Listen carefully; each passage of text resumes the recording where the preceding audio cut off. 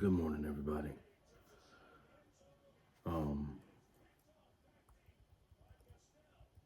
I was looking at the Times of Israel this morning. Apparently, 5 Palestinians were killed in Gaza City after they crossed the ceasefire line near troops.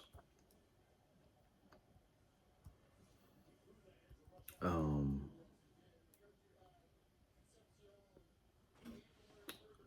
the bodies of the slain hostages have not been, all of those have not been reunited with their families so they can be buried.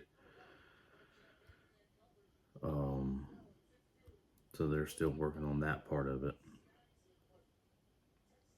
All 20 remaining living hostages returned to Israel after 2 years in Hamas captivity.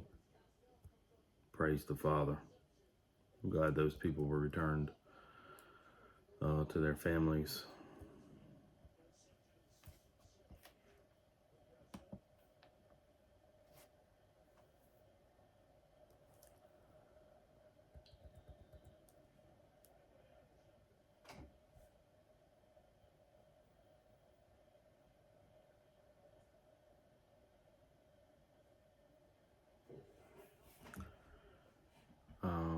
Checking on the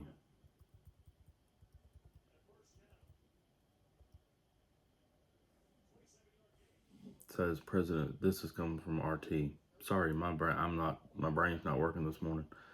Zelensky presidential re-election chances fading as second senior military figure is emerging as a potential challenger to Ukraine's leader.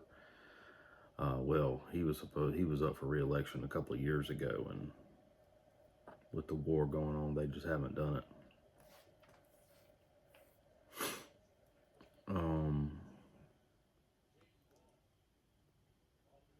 Clinton and Biden hailed Trump for Gaza peace deal.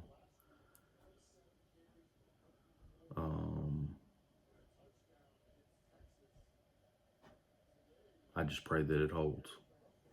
Just pray that it holds.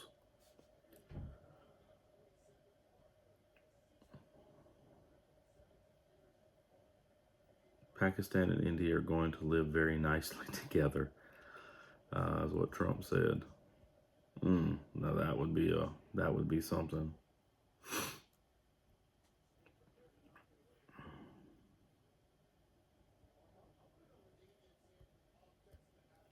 Jewish man attacked in Kiev after confronting man over Nazi salutes. I could see where a Jewish man wouldn't like that very much. And despite the crazy conspiracy theories out there that the Holocaust never happened, that's a lie. It very much happened.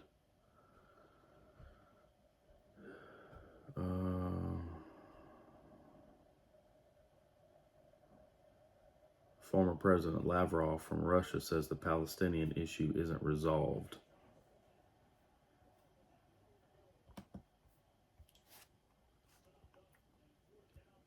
If we've learned anything from watching these peace deals in the Middle East, that they are extremely fragile. And the least little thing could set them off. So just continue to pray that peace deal holds.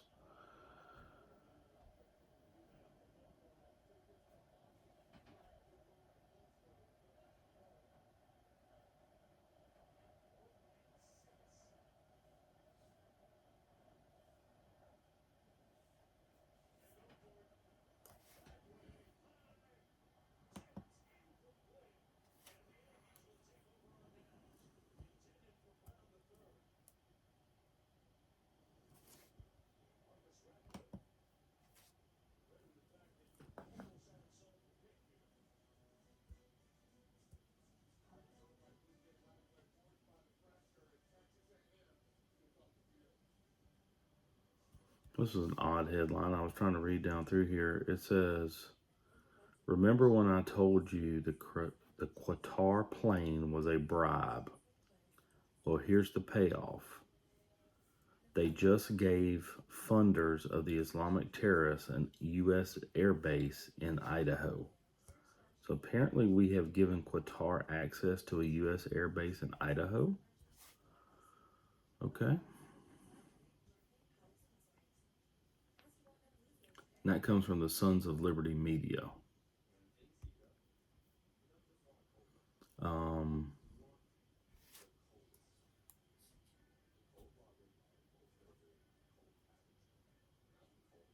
Drug cartels rule about 70% of Mexico.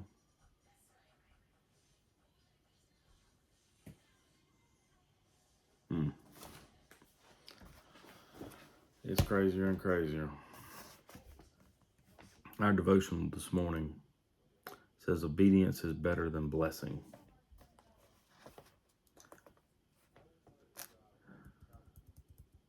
Digital ID pushers know exactly who your enemy is. The migrants are not the enemy. They won't force on us. They want to force tyrannical power control and turning free people in obedience. It's an odd way to write that. What he's talking about is the digital. Let's see where this headline comes from.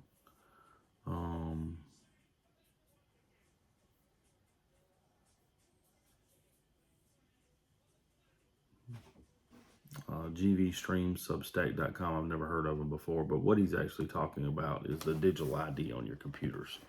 They have made a massive move for facial recognition, digital imprints on your computers. They say it's for internet safety. They say it's to keep kids out of places they shouldn't be. Remember this. This is all a means of control. It will be a means of control until the Lord himself steps foot on the Mount of Olives. That's what it is.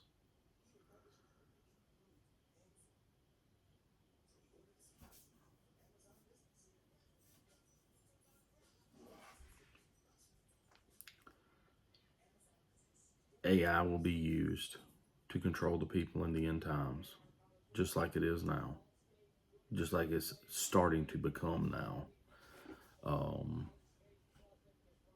I mean, you're talking.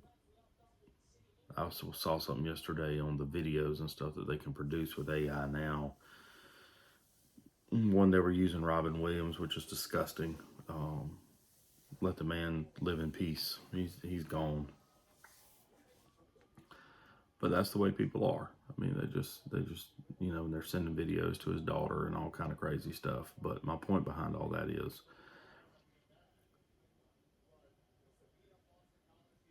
if you don't think that the Antichrist will use AI to control people, to tell them what he wants them to know, to give them direction, however you want to say that, that's exactly what's going to happen.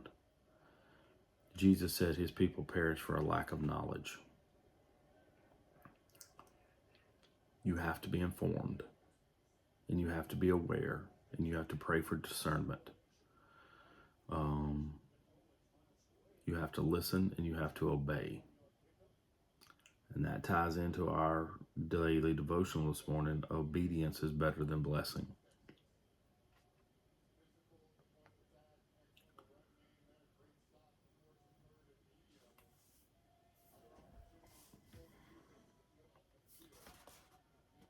Then Samuel said, has the Lord as great delight in burnt offerings and sacrifices as in obeying the voice of the Lord? Behold, to obey is better than sacrifice, and to heed than the fat of rams. That comes from 1 Samuel 15:22. Obedience. It is written, to obey is better than sacrifice. I say to obey is also better than blessings. This is the deepest meaning in the story of Abraham's offering Isaac at the altar. God said, go and do this, and Abram obeyed. At the last minute, an angel of the Lord stayed Abraham's hand from sacrificing his son. So did Abram leave the altar saying God's changed his mind? I think not. God wanted only obedience, and Abram must have known it. I have experienced this. God told me to negotiate for a certain thing and gave me every indication that I should claim it. I obeyed and did all in my power to obtain it, but I did not get it. What did this mean? Should I have questioned God? Should I have doubted he spoke to me? Should I have believed Satan hindered me? No, would believe none of these things. I sought the Lord diligently. He instructed, do this. I did it. I will rest in peace of obedience. This makes it better than blessing.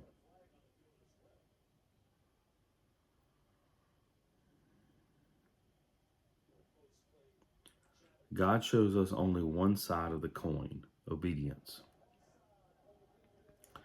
Obedience can be very difficult because you're fighting against your flesh. Your flesh may want one thing. Your flesh may want you to do this, this, and this, but God's telling you to do something else. Listen to what God's telling you to do. And I know it's difficult sometimes, and I struggled with this early in my walk. How do I know God's telling me to do that? And sometimes it is difficult. But the more you pray, the more you read your Bible, the more discernment you get to hearing his voice. Also, remember this, God is not going to put you in a situation that's going to hurt you. God's not going to tell you to go out there and walk out in front of a truck. If that voice is telling you inside of your brain to do, oh, God told me to go do this. No, that wasn't God that told you to do that. God's not going to go out there and tell you to hurt something, hurt yourself, hurt someone else. That's not what he's going to tell you to do.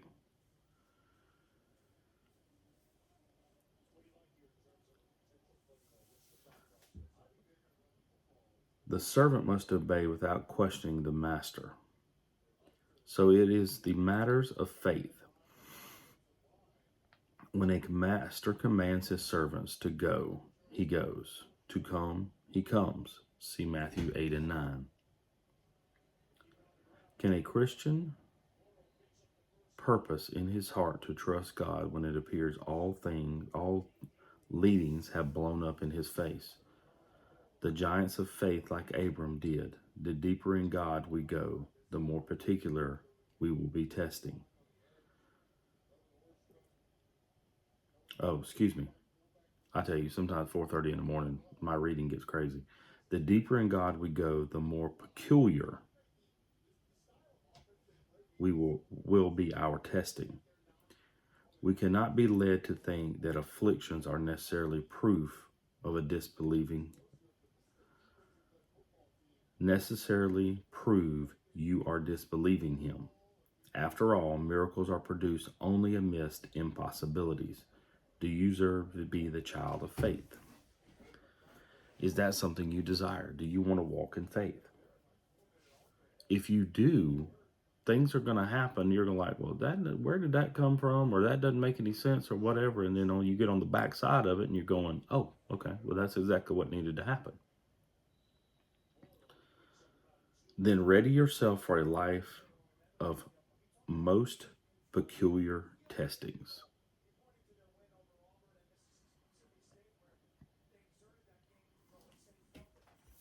The question is, do you want to be tested? Because God will test you. Are you going to be obedient? Are you going to follow my instructions? Are you going to do what I ask you to do? It may not turn out the way you think it's going to turn out. It just may be a test on whether you're going to do it or not. Are you going to follow these directions?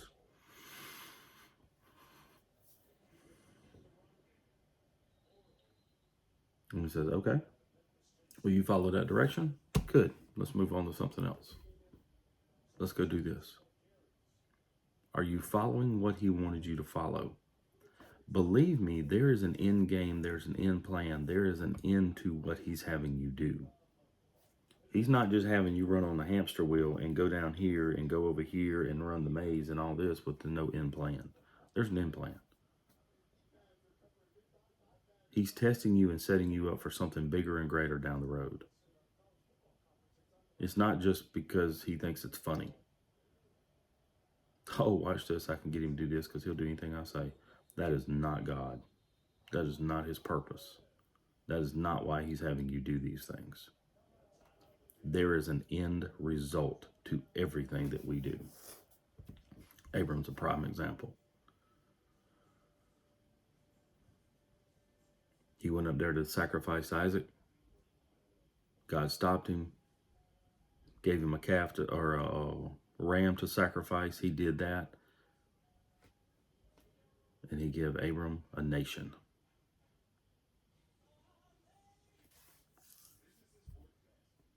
Were there bumps in the road? Sure. There's always bumps in the road. But we have to be faithful in our walk. Is it always easy? No. Is praying and reading your Bible easy? No, because that's not what that's not what the flesh wants to do. The flesh wants to sit and watch TV or do something or do whatever. It's not what it wants to do. All right, I'm going to jump off of here. Y'all have a great day. Keep your head on the swivel. Pray, prep, and train.